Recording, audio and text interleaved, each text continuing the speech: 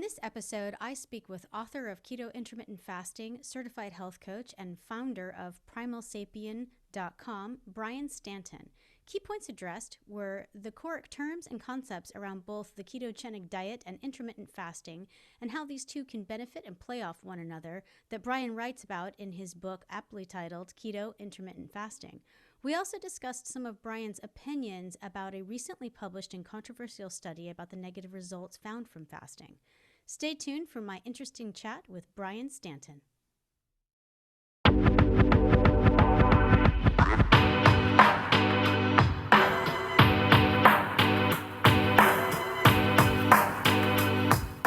My name is Patricia Kathleen, and this series features interviews and conversations I conduct with experts from medicine and science to health and humanitarian arenas in an effort to explore the world of fasting from a variety of angles. This dialogue is meant to develop a more complete story about the information, research, personal stories, and culture in and around the science and lifestyle of fasting. If you're enjoying this podcast, be sure to check out our subsequent series that dive deep into specific areas such as founders and entrepreneurs, vegan life, and roundtable topics. They can be found on our website, patriciakathleen.com, where you can also join our newsletter. You can also subscribe to all of our series on iTunes, Spotify, Stitcher, Podbean, and YouTube. Thanks for listening. Now let's start the conversation.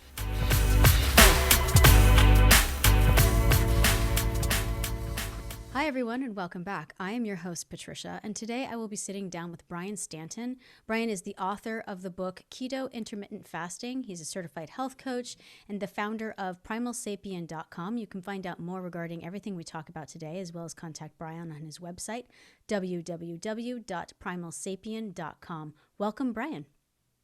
Hey, it's good to be here, Patricia.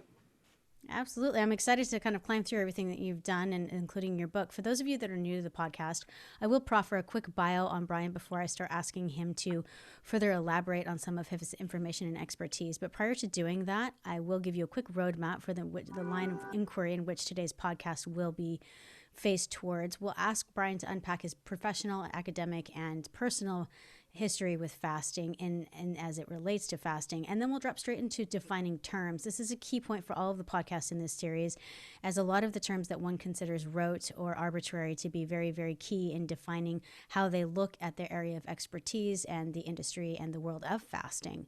We'll then turn to unpacking Brian's book, Keto Intermittent Fasting. I'll ask him kind of the ethos, the philosophy behind it, the impetus for writing it, as well as key aspects about his audience, who he was writing it for, whom he includes, and the structure of the book, and the main key core aspects that he wanted to impart.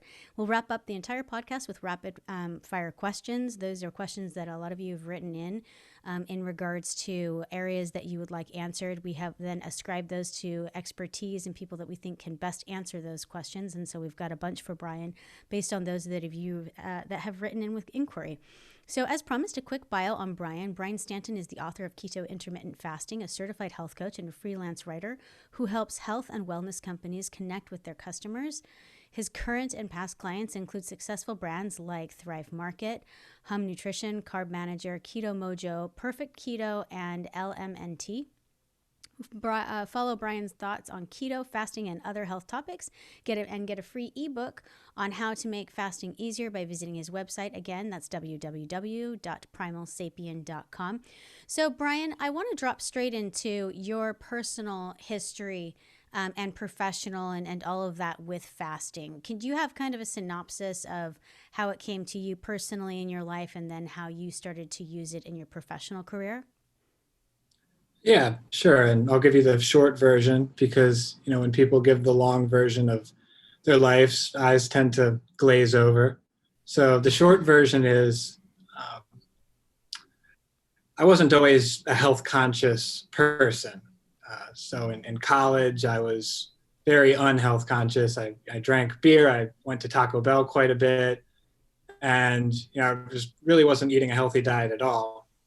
But after college, when I was about 23, I caught a really nasty stomach virus, and the acute symptoms went away, but the chronic symptoms lingered for months.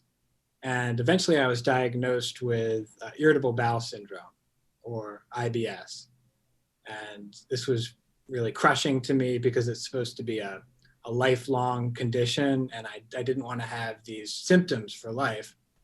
So I was trying all these different things. Initially I went the conventional route, and I also went some unconventional routes with some energy healers, some real quacks, to be honest.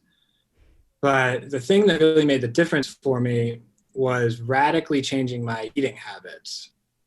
So going over to something like paleo template, where I cut out grains and sugar and made some really big changes there. And slowly over a matter of months, got a lot better. And somewhere in there, around 2014, I also started consciously compress my feeding window.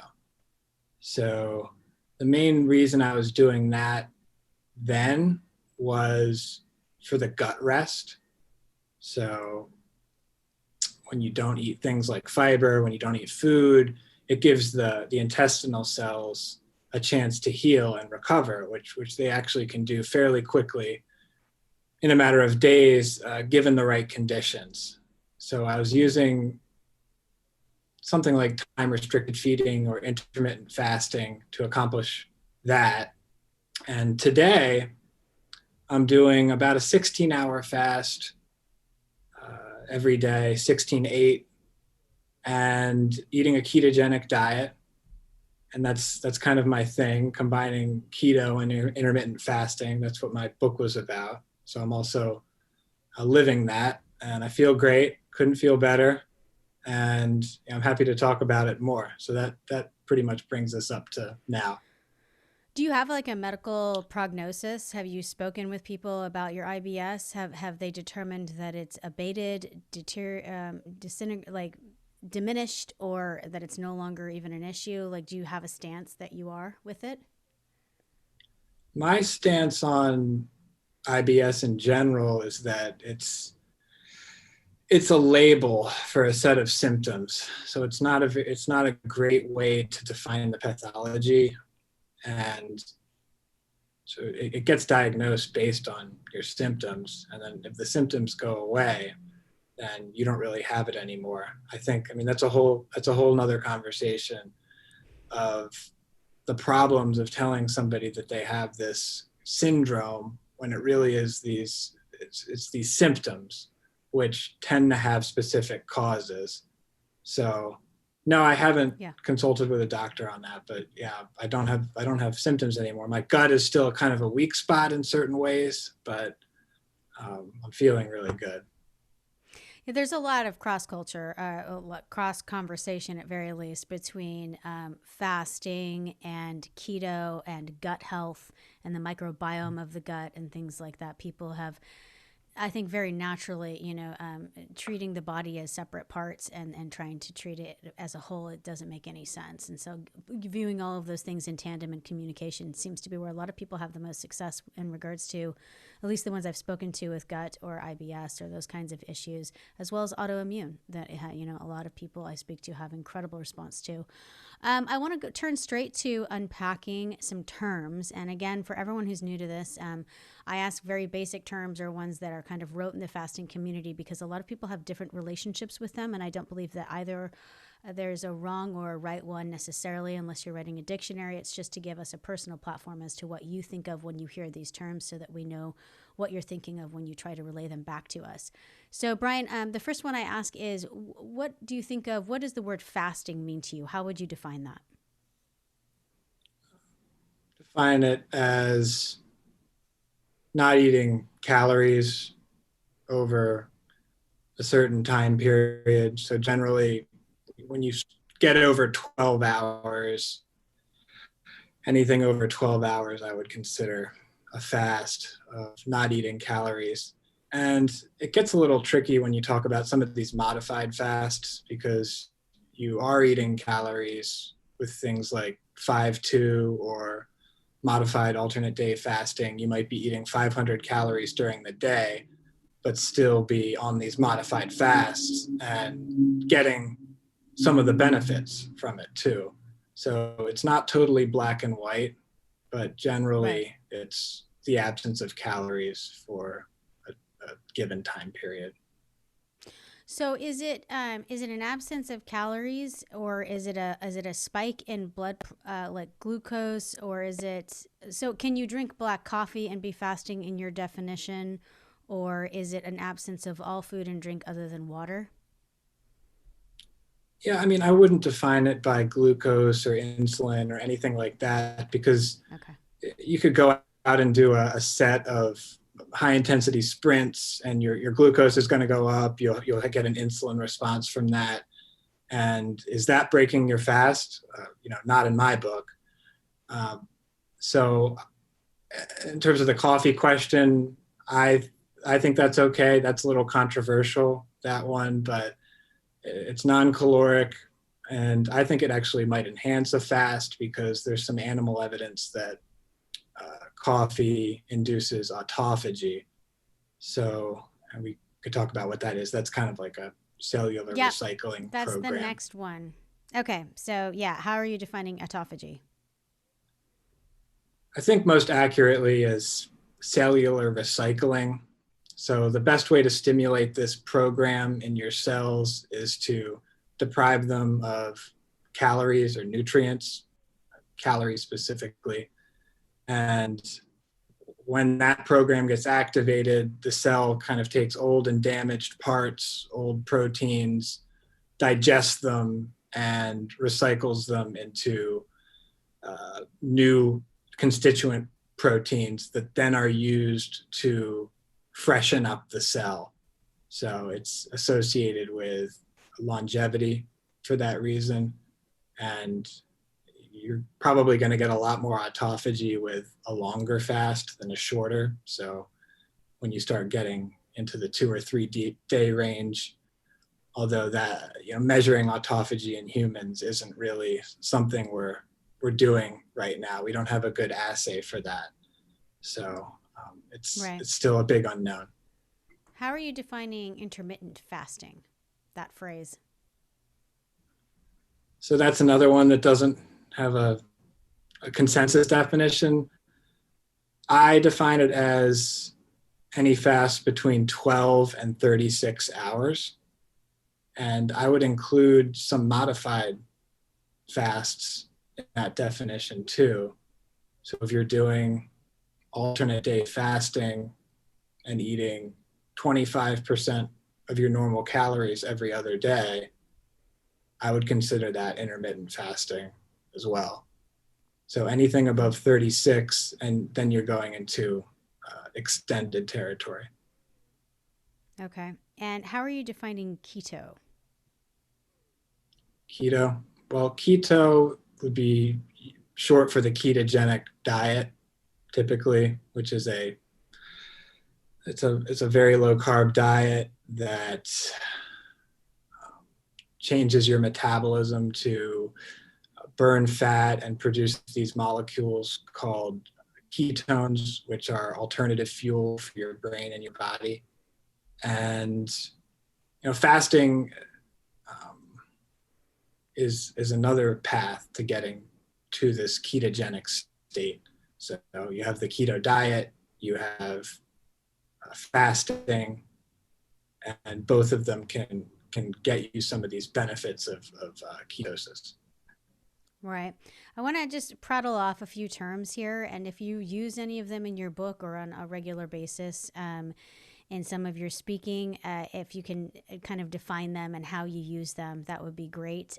So we've got things, let's see, warrior diet, insulin resistance, meal skipping, fat adaptive, OMAD, 16-8, 24, 48, 72 in regards to fasts. All of these terms, do you use any of them? OMAD, the warrior diet, insulin resistance, fat adaptive, meal skipping? Yeah, I think warrior diet is just a form of OMAD, if I'm not mistaken, 1 meal a day. And that's when you just, pretty self-explanatory, you're eating all your calories in one meal, preferably when the sun is shining for circadian rhythm benefits. So yeah, so OMAD, what were some of the other ones? You had Insulin 16.8? resistance. Yeah, 16.8, 24, Okay. which you talked a little bit about. The more anything, you said anything over 12 to 36 hours, you consider to be intermittent fasting. There's 48, 72. So these kinds of extended lengths fast, do you refer to them by something else or just by the name of the hour in which they're at? Yeah, 16.8, I think, well, that is 16 hours of fasting and 8 hours of feeding. It's pretty common. People just skip breakfast and then they're doing 16.8. They're eating lunch and then dinner and fasting the rest of the time. I think this is a good sweet spot to get enough calories and protein to not lose muscle over time, but to still get some of the benefits of insulin sensitivity and potentially weight loss or fat loss that you can get with some of the longer fasts. With something like OMAD, if I were to do OMAD every day, I would I would lose muscle mass. I would lose weight because it's just too hard to get in the amount of calories I need in that one meal. And some people can do very well with OMAD. They meet their metabolic needs. So I think that requires some tinkering. Okay, a lot of people who combine keto and fasting talk a lot about insulin resistance and fat adaptive. Do you use those terms in your book? And if so, how do you use them? Yeah, I do talk about both of those. So insulin resistance is kind of the heart of type 2 diabetes. And it's this really complex phenomenon. I think that the best explanation I've heard, and I'm going to paraphrase and hopefully I don't mess up the explanation too much, but it's from Dr. Jason Fung, who wrote The Complete Guide to Fasting, which is excellent. And he did a nice job explaining insulin resistance. He talks about it like um, mostly a problem of blood sugar. So what happens when you eat these really high carb diets is your cells get more full and more full of blood sugar, and eventually they can't hold it anymore. And then there's nowhere else to put that blood sugar except for fat. So he talks about it like it's like a suitcase. You have it a suitcase with shirts in it, and you can't put any more shirts in, and that insulin is trying to put this blood sugar into your cell or the suitcase, but it can't, and it has to store that blood sugar now. It turns it into triglyceride and stores it as body fat. So this insulin resistance is describing the inability of insulin to store your blood sugar in muscle and liver cells as glycogen. But strangely enough, your fat cells, they can still, uh, they're still sensitive to the effects of insulin, and you can and still store fat, which is why you see runaway fat storage in type 2 diabetes. Yeah. So, and then of course, fasting and the keto diet have both been shown in multiple studies to reverse that problem, reverse insulin resistance, and reverse type 2 diabetes and lower blood sugar as well. Absolutely. Yeah. Dr. Jason Fung's book does a great job of it. And there's a ton of really great YouTube with him breaking it down as well over lectures and things like that. He's got a simplicity in describing some of those complex biological processes that I really appreciate and adore. As far as fat adaptive, how do you use that in your book? Yeah, so I do talk about fat adaptation in the book, and that is just describing your ability to access body fat. See, your cells really have two options for energy, two main options, and that would be glucose and fatty acids. And when there's glucose around, which is from, if you eat carbs, that's glucose that ends up in your bloodstream as glucose. If you eat carbs, your body will preferentially use that glucose for energy. And it's by kind of depriving your body of that glucose that you can turn to the other energy source, which is fatty acids. So that's when, that's where insulin comes in. Your glucose falls, your insulin goes down, and that sends the signal to start breaking up your body fat through lipolysis, and then that gets beta oxidized or burned to, there's a bunch of steps in the process, but it gets converted to ATP or energy. And that's what I mean by fat adapted, when you can just use those fatty acids for energy. And it really helps stabilize your energy as well, because when your blood sugar is not fluctuating, it's called getting off the blood sugar roller coaster. That's what I talk about in the book. I'm not sure if I'm sure somebody else has said that before I did, but yeah, it's great for stable energy. So fat adaptive in relationship to switching into a ketogenic state, are those kind of in tandem or separated from each other? Is it how quickly you can switch into ketosis and therefore use your fat as fuel sources, or are there other components that kind of separate it?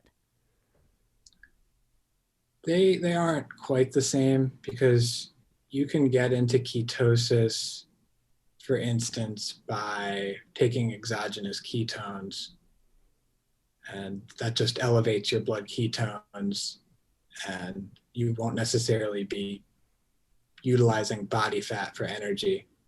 But for the most part, they do overlap. So when you're fat adapted, you're going to be burning that fat in your liver and creating ketones as a byproduct. So they do go together, but you can be fat adapted. So, I mean, and where they break off again is you could be fat adapted. You can leave a ketogenic state. You can have a high carb meal, and then you'll just be able to quickly handle those carbs. So it's kind of like a state of a person more so than the state of the metabolism at one time, if that makes sense. Right. Yeah, absolutely. I want to switch really quickly to talking about the book, Keto Intermittent Fasting. For start off with the inspiration or the impetus for writing it. The impetus for writing it. Well, actually, what happened was I had been writing about the keto diet and fasting, both on primalsapien.com and for a number of websites and clients that I work with. And the publisher, Callisto Media, they noticed and they found me and they said, we want to do this book on keto intermittent fasting. And I said, that would be really cool. So that's how it started. Nice. And when you were writing it, because it was already kind of a conglomeration of information acquired through blogs and for clients' information and marketing propaganda, did the audience, was it already baked in? Was it the audience that you were already serving, or was it supposed to be, in essence, who is your audience for this book? Is it everybody? Is it human beings between the ages of 18 and 60? Is it for white men? Is it for women? Who is your audience mainly for this, the ideal audience? Yeah, there's probably a number of groups that could benefit from a keto fasting program or combining these two regimens. I think the people that would benefit most are the people on the obesity/diabetes spectrum, because there's the most evidence for these diets reversing those issues. Beyond that, I think it can be a good program for general health. This is how I live and eat, and it's good for minimizing inflammation and keeping your metabolism in good health. So I get into the book a little bit about some groups that might want to be careful with fasting, or especially fasting. And that would be pregnant and breastfeeding women who really don't want to mess around with not getting enough calories. Growing children, I would advise against anything more than 12 or 13 hours of fasting. And of course, underweight people or those with eating disorders shouldn't be fasting either. But generally, the audience could be a whole lot of people. Yeah. When you curated the flow of the book as you began writing it, was that kind of mandated by Callisto Media, or was it something that you already knew how you wanted to structure it? You talk about in part one, intermittent fasting and ketogenic lifestyles. You talk about the primer and things like that. Did you already know you were going to develop that way? Was it something that was set forth for you, or did it kind of come out naturally? It was a collaboration. I would say, my editor, Laura Apperson, did a really nice job with outlining this. And she took a lot of my notes and we integrated them into the book. So it would be really easy for people to just understand both keto and fasting from a ground level, and then talk about how they work together, and then get into the meal plans and the recipes. So this was not meant to be a treatise on the topic. It was just a very understandable, concise guide that people could sit there and read in 2 hours or less and get a good level of understanding on how this could help them with their health. Yeah, and I want to climb into that a little bit further. The core concepts and principles. In the first part, you talk about a primer, and then you get into how to prepare your fast with ketosis. Then you climb into recipes and things like that. You kind of have this whole story form where you start talking about it, about the primer, and then you end with the recipes that are going to aid everything. Can you hit some of like your core points? Like first of all, tell them what you meant by a primer, and how do you prepare your fast with keto? Sure. So I think maybe we'll just start with why doing a ketogenic diet in tandem with fasting or before fasting can make fasting easier. So the ketogenic diet restricts carbs and it keeps insulin levels low. And it has very similar metabolic effects to fasting. So what it does is, we talked about fat adapting earlier.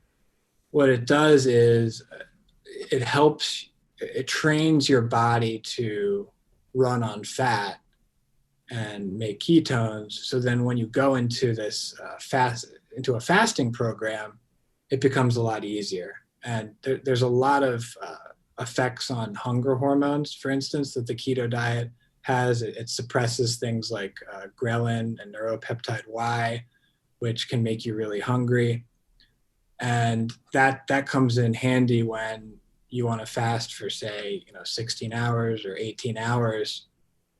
It's much better if you're able to access that body fat, and the keto diet helps you do that. So both diets get you running on fat for energy, and that is the essential synergy there, which is why they work so well together.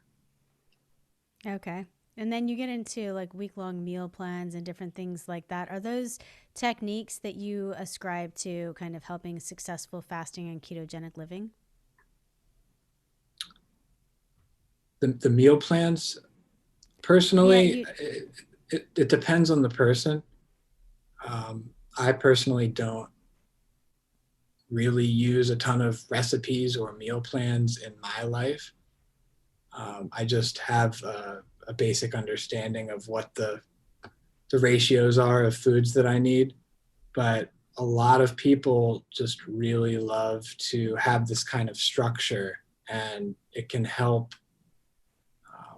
When you plan out your week, it makes you more likely to follow through with the diet. So it can increase accountability, and it can make it more fun for people.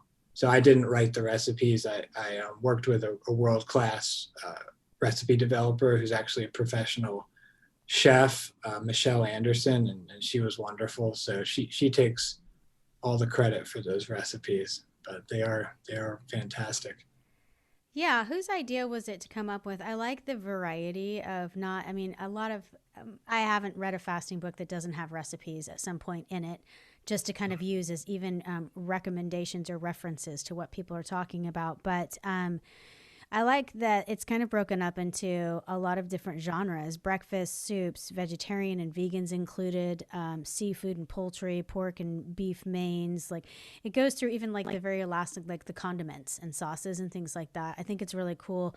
Did you help curate that, or was that all Chef Anderson? That was mostly her, and also the like my editor setting up these Cool. buckets. But I mean, I would say that it's really important to provide a comprehensive list of things for people, because you have there's a lot of people that don't eat meat, for instance, and there's a lot of options for vegans and vegetarians here, which can be a little tricky on the keto diet. So there's a bunch of recipes for that. And inclusivity, I think, is key when writing a book that, is meant to be educational. Exclusivity and excluding groups of people isn't necessary unless you're actually required to do so because of the core tenets or the laws in which the theory is based, which fasting is not, or ketogenesis. I want to turn really quickly to talking about a study that just came out in JAMA. You and I talked a little bit off the record about it. It's got a really long title. It came out the 28th of, I think it was last month, September 28th. And the title starts off with the effects of time-restricted eating, ... There's a myriad of things after that. For those of you who are looking to find it, again, you can find it in JAMA. 9/28 is when it came out, and it's called The Effects of Time-Restricted Eating, and then a bunch of other massive sentences. The study talks about muscle loss and in regards to fasting, and you had an opinion about this. I'd love to hear what you have to say about it. Yeah, thanks for bringing that up. So this study has received a lot of media attention because the conclusions or the interpretation has been that intermittent fasting leads to muscle loss, and that this is a potential negative. So this is something to take seriously, of course. I just want to quickly describe the study, and then I'll kind of give my opinion on how the media has been interpreting it, because I think there's been some things that have been missed in the conversation. So the study was I've got it right here. It was on 116 adults who are overweight or obese, and they split them into two groups. One group was eating 16/8 fasting, and the other group was doing 3 meals a day. And they didn't track calories or anything like that. They just kind of gave them these eating guidelines and said, go do this for 12 weeks. And when you come back, we'll take some measurements. So after 12 weeks, they come back, and the 16/8 group has lost a little bit more weight. Not much, not statistically significant. And we're only talking about 2 or 3 pounds over this 12 weeks. And the part that's getting a lot of media attention is that most of this weight was from lean mass or muscle mass. And so you get the headlines, intermittent fasting makes you lose muscle. Mm-hmm. Now, see, here's my take on this. So the authors of the study, even in the discussion, they talk about, well, why might this be happening? And they talk about, well, we didn't keep calories or macronutrients like protein equal between the groups. And they said, well, maybe the fasting group or the time restricted feeding group was eating less protein, and that caused the muscle loss. Okay, so that's one theory. It doesn't prove anything about what the newspapers are saying, if this is true or false. So we have to look at some other studies that have been done that did control for protein and calories in a similar type of setup, but more controlled. So if you go back to 2016, there was a study in the Journal of Translational Medicine, and they were looking at resistance-trained men, similar setup, split them into two groups. One was 16-8, one was 3 meals a day. And they held protein and calories constant between the two groups and had them do strength training. And the punchline of that was that the two groups maintained the same level of muscle and both gained strength.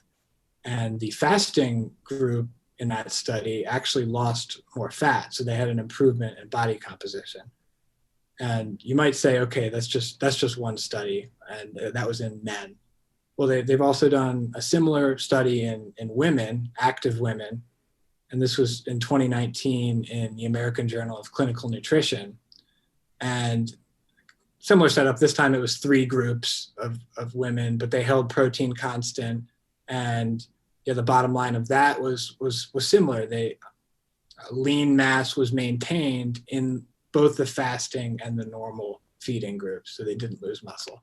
So when you look at these more kind of controlled setups, you're not seeing the muscle loss. So I think it's important just to take a full perspective here and not get carried away with the headlines. Yeah, I mean, and I haven't read it. I'm going to jump off after with you and definitely give it a perusal. From your description of it, anything, and I by no means consider myself to be like a scientific fasting expert in league with like Walter Longau or Jason Fung or any of the greats. But I think that with 4 degrees under my belt, what I can tell you is that the description of how many dark factors, unknowns, unmeasured, and lack of controls would yield absolutely no information. In fact, yielding no information is just as damaging as incorrect information, because it comes out with, these things like, but when you lack controls and control groups and other things, you can't definitively say anything. And so, they're talking about the sky without defining the atmosphere or the earth underneath it. It doesn't make any sense what they're trying to measure if they didn't actually have more control over those two groups. You couldn't possibly yield a plausible conclusion and one that would have any scientific backing. So I look forward to that read. I think that sounds fun, as are all things that end up being erroneous. Thank you for bringing that to our attention. And I kind of want to turn now to the rapid fire questions, because we're quickly running up on time. And so everyone starts off with wanting to know, our experts and people who come on and speak, what kinds of fasts have you personally tried? So I'm mostly on the intermittent fasting spectrum. I haven't gone much over 24 hours, and I can talk about why. I'm one of those people who can't sleep well when I'm trying to go to bed hungry. And I'm concerned that the benefits of an extended fast would not outweigh the cost of sleep deprivation. So, yeah. I mean, a lot of people struggle with sleep during extended fast. I'm aware of that, and there's some reasons for that. Your body releases some chemicals, some adrenaline, some orexin A when you're fasting, and this has an evolutionary reason. When an animal is in starvation mode, they need to be alert and awake and not sleeping in order to find food. But when that carries over into normal life and you're sleep deprived, I have concerns about that. So the question you have to ask is, do I think if you are having trouble sleeping during extended fast, the question to ask is, do I think I'm getting more benefit from this fast than I'm costing myself with the sleep dep? And for me, that right now that's no. Right. People write in wanting to know if you use any of the glucose levels or ketone strips, things of that nature, when you're gauging your fasting or a ketogenic diet.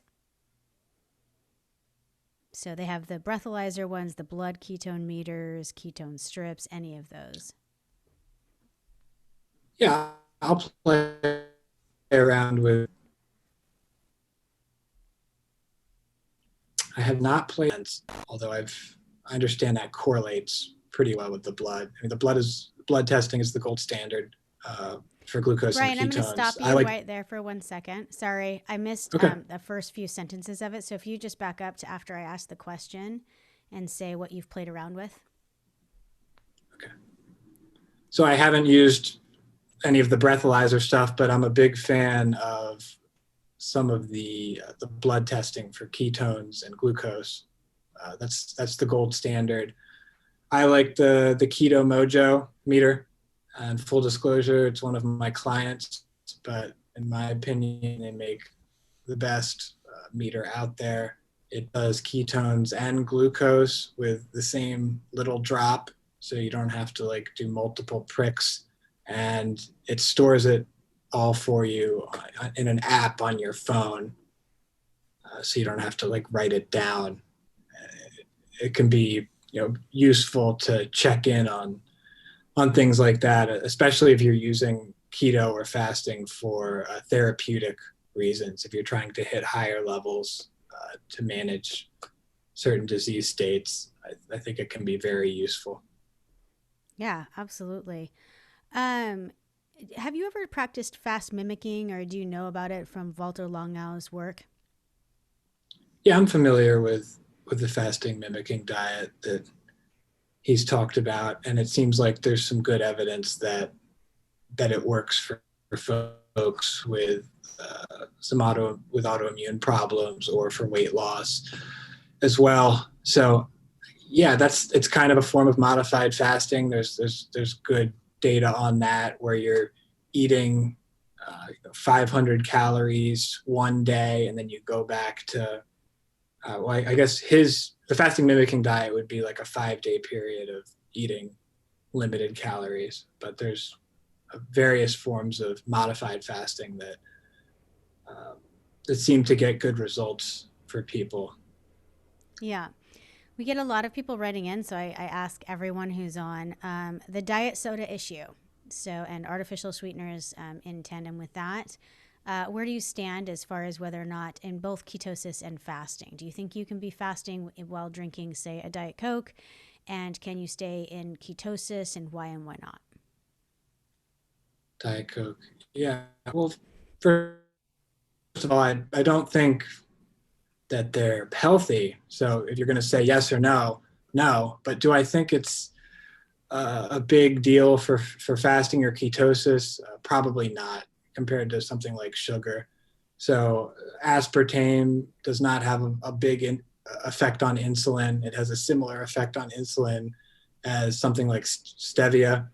So I really don't think a Diet Coke would move the needle in terms of kicking you out of a fast or a ketogenic state. There is some evidence that it can play around with your hunger response, so you might want to be concerned about that. But overall, I'm not too worried about that one compared to some other concerns with fasting. Yeah. What are your biggest sabotages for fasting for yourself and those in your community that you run into? Are there aspects that really start to sabotage an intended fast for you? We talked about hunger a little bit and sleep. So we already talked about the sleep thing, that if you're going to go over 24 hours, you're going to go to bed hungry. And and if you can't sleep, I have some concerns about the sleep deprivation there. In terms of hunger, yeah, that tends to be a problem for people, not so much myself, but what's important to understand is that hunger ebbs and flows, and it doesn't necessarily keep increasing ad infinitum. Um, it stabilizes over time. So hunger, sleep. We talked about the muscle loss concern, and I didn't mean to downplay that concern, because nobody sane is arguing that fasting is the best muscle building protocol. Because if you want to put on a bunch of muscle, you really just want to be eating all the time.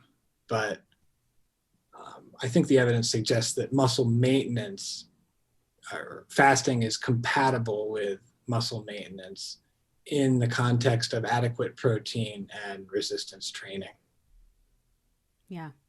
Do you have any professional resources or books or kind of key reference points that you go to or you read on a daily basis, from anything from websites to other things that you really find instrumental in your fasting research?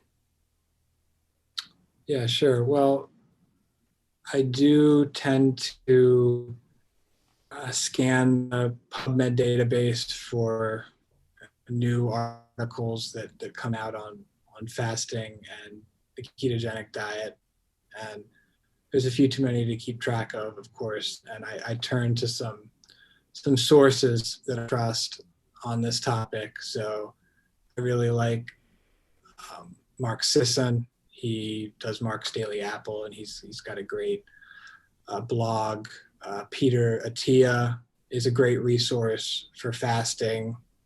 He has a great podcast on this. Dr. Jason Fung, his complete guide to fasting is essential reading for anybody who wants to get into this. And especially if you're doing extended fasting, you really have to get that book. So those are a few good ones. Yeah, Attia is mentioned a lot, Peter Attia, on this podcast. I think a lot of people really trust his, also his, editorial eye for what he kind of incorporates into his daily rhetoric and dialogue. And then our final question is, do you ever speak to the mental benefits of fasting? There's an entire community of people that don't do it necessarily for the physical health, but rather the mental boosts and kind of some of the benefits that can happen. Do you ever speak to those, or is your main approach with fasting to just kind of reap the physical benefits such as autophagy? I definitely think there's a mental component to it beyond just the ketones, which can have mental benefits too. I tend to do my best work during my intermittent fasts, and that's how I have my life set up. I do my creative work in the morning while I'm fasted, and that's when my mind is most clear. And I've positioned my first meal as kind of a reward for the work, which tends to increase my motivation during the workday. So I think there's a lot to say about the mental benefits beyond just the ketones, because interestingly enough, I've measured my ketones. We talked about this. I'll have a lower ketone level during my intermittent fast. So I'll be at like 0.4 millimolar at say 10 or 11 a.m.